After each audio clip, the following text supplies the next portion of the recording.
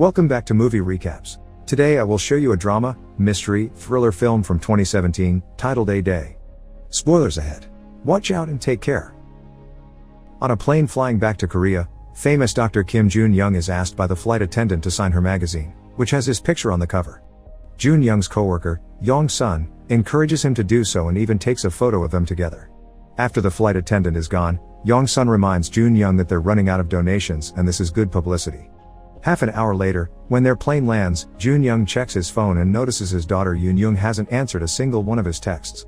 At the moment, Yoon-young is walking through the city after school with two friends, who don't believe her dad is famous and tease her for not having him around for her birthday or to do normal things together like getting lunch. This puts her in a bad mood, so when she sees her dad is trying to call her, she ignores him. Back in the airport, Yong-sun is frustrated because Jun-young insists on being humble and not taking advantage of his fame.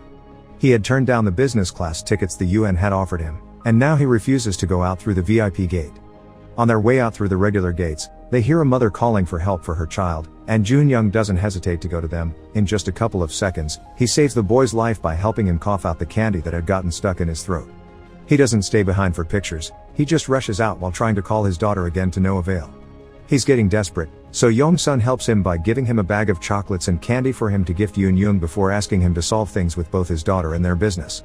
Jun-young is confused by this statement until he sees what is waiting for them at the gate, a group of reporters. Yong-sun has organized a small press conference without telling Jun-young because he knew he would say no. The airport gives him a small area where he can talk to the reporters about his work with the UN for the last 3 years. The news of his arrival appears on most channels, even the one currently on the TV at the arcade. Yoon-young and her friends have gone too. Now they believe her dad is famous and she allows herself to look proud of him until Jun-young mentions that her getting sick 3 years ago was the inspiration for him to do voluntary work, and Yong-sun cuts to clarify Yoon-young is healthy now, just a little bit temperamental. This embarrasses her in front of her friends and puts her in a bad mood again. After the press conference is over, Jun-young finally gets a text from his daughter telling him off for embarrassing her and making him promise he'll be on time to meet her or she'll leave. Jun-young improves her mood a bit by promising her lots of gifts and punctuality.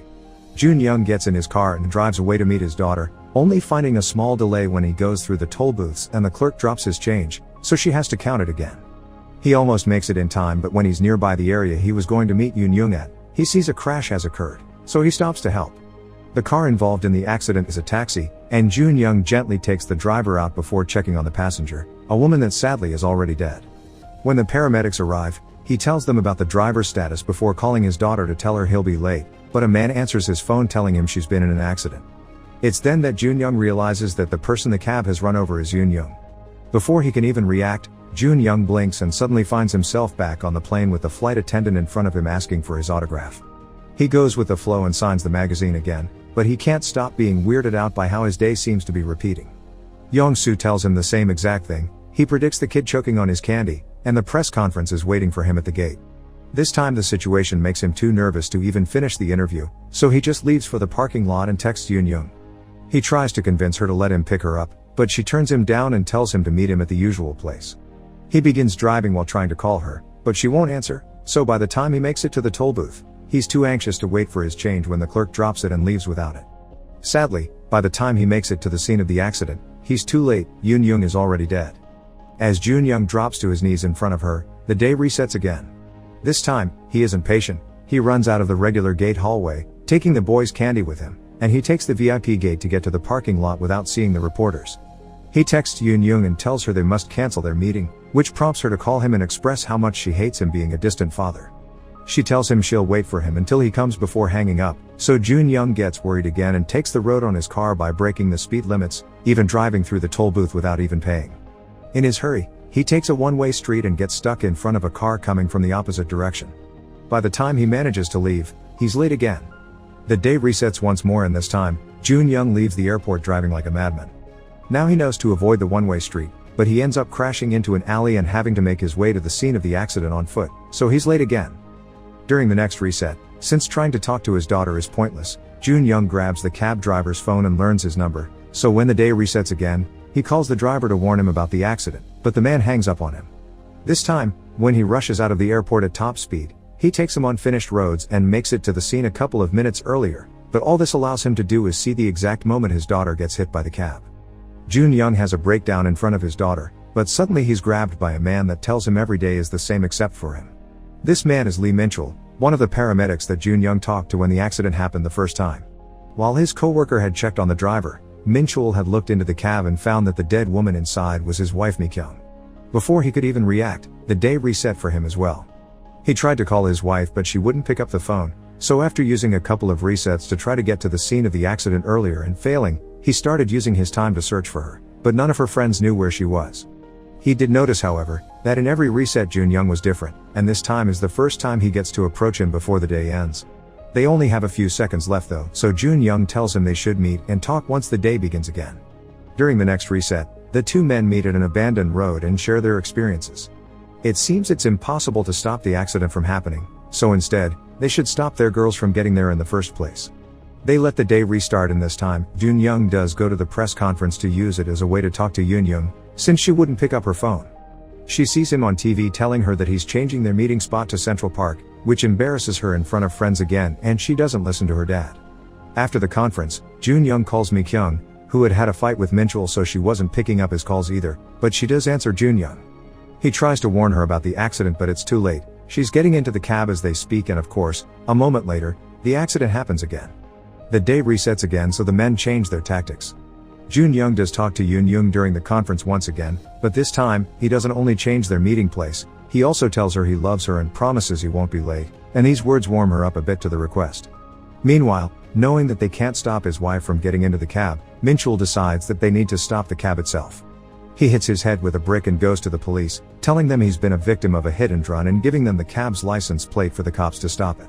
While waiting for the police to do their jobs, Minchul remembers the argument he had with Mi-kyung the day before all this started. They had fought over the subject of having a baby. Mi-kyung wanted one now and was even willing to give up her studies and work instead, but Minchul disagreed. He also wanted a kid, but he felt they need to wait a couple of years until he got his promotion. By the end of the fight, Mi-kyung wasn't talking to him anymore. A moment later, the cops and Jun Young make it to the scene of the accident, except there's no accident. Thinking they've managed to save the day, Jun Young calls Minchul and tells him they can meet later to celebrate before going to the park to meet his daughter. In the meantime, the cops manage to find the cab, and when they approach it, the driver escapes at high speed.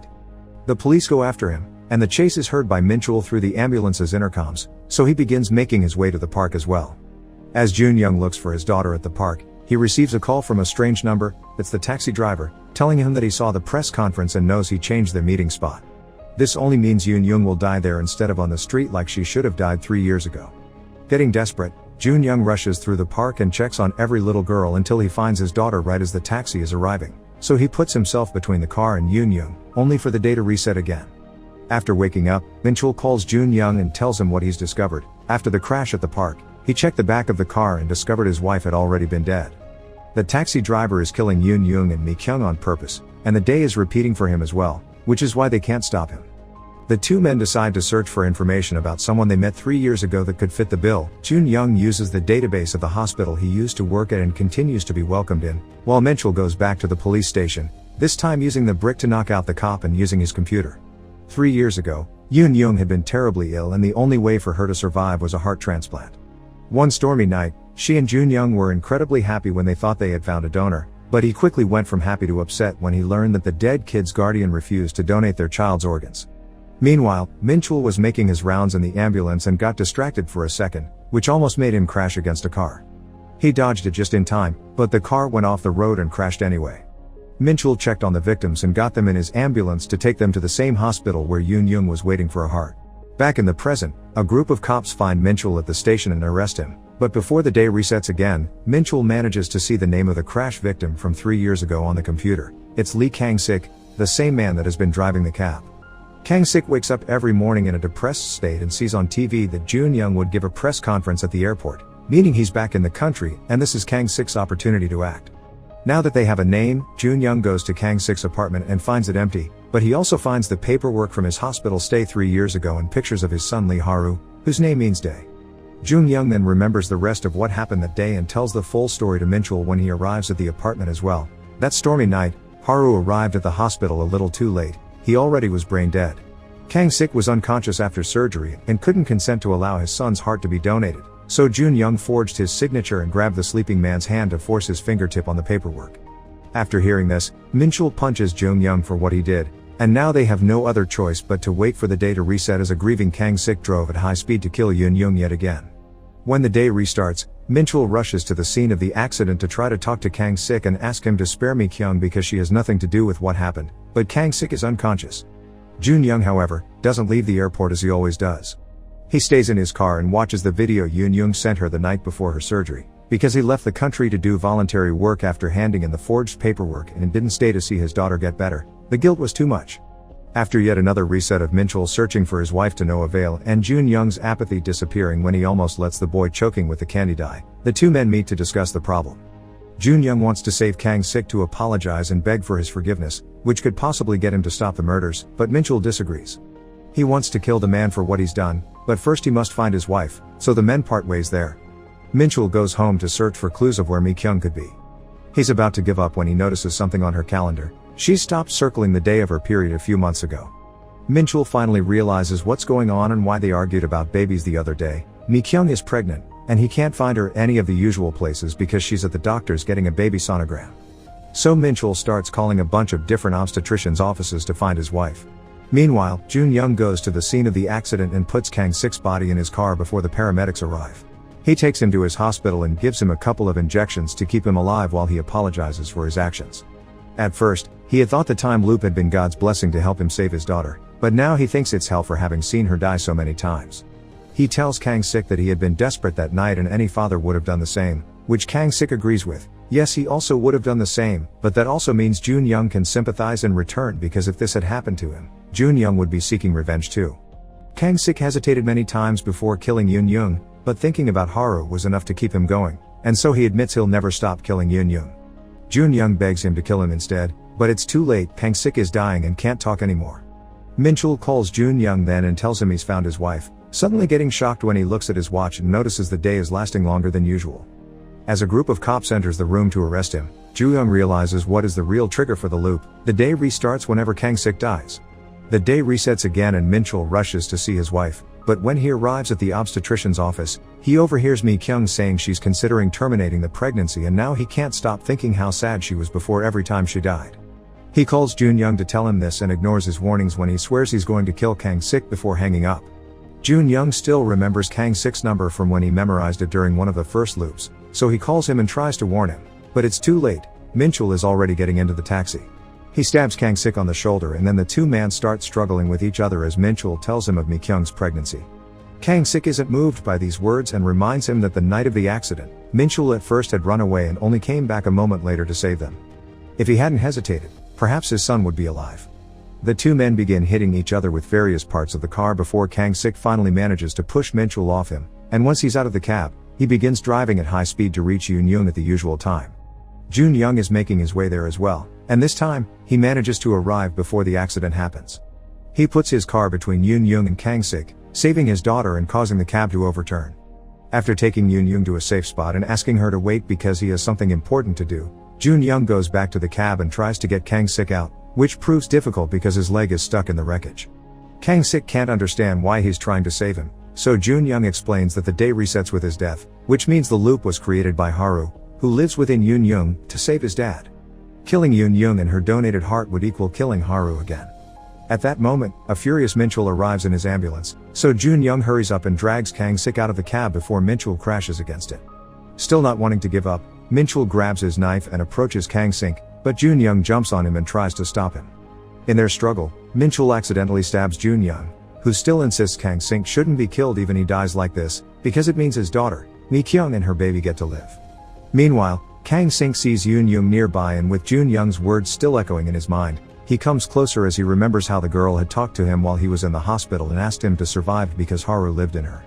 Finally seeing his son in her, Kang Sik hugs her and when he notices the car behind them catching on fire, he turns around and shields her from the explosion, causing another reset. This will be the last day this day repeats, because the three men know how to make things right now. Minchul goes to wait for his wife outside the obstetrician's office and after apologizing for his behavior, he tells her he wants to have the baby. After she gets a message from an unknown number saying I'm sorry, Mi Kyung tells him the baby is a girl, and Minchul decides they should name her Haru. Kang Sik goes to see Yoon Young and shows her a picture of Haru. Yoon Young likes finally meeting him and asks Kang Sik what his favorite food was. When he answers chocolate, Yoon Young laughs, because she used to hate sweet stuff, but since the surgery, she craves chocolate all the time. Kang Sink also gets a text message. He says thank you. Meanwhile at the airport, Jun Young tells Yong Sun about what he did. Yong Sun is upset to hear it but also thinks it should stay in the past now that it's over. However, Jung Young doesn't listen.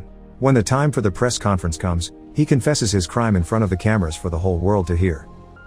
Make sure to subscribe and turn on notifications so you can watch more videos like this. Thanks for watching.